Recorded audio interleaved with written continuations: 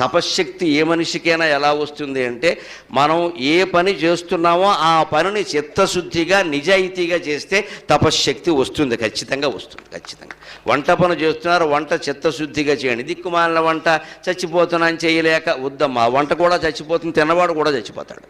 ఒక కార్యాలయంలో ఉద్యోగం చేస్తున్నాం, ఏదో పింఛన్లు పంచిపెట్టమని మనకేదో గుమాస్తా ఉద్యోగం అక్కడ ఇచ్చారు, నిజాయితీగా చేయండి ఆ పని. వృద్ధులు ఎవరన్నా 80 ఏళ్ళు దాటిన వాళ్ళు ఉంటే వాళ్ళ ఇంటికి మీరే వెళ్ళి ఇవ్వండి, అంతేగాని 90 ఏళ్ల వాడిని ఇంకా బతుకున్నావా అని వెధవ ప్రశ్న వేయకండి.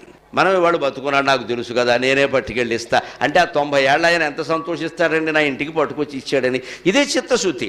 ఇలా ప్రభుత్వ ఉద్యోగం, ప్రైవేటు ఉద్యోగం, దేవాలయంలో పని ఏదైనా సరే చిత్తశుద్ధిగా చేస్తే అతనికి శాపానుగ్రహ సామర్థ్యం ఉంటుంది.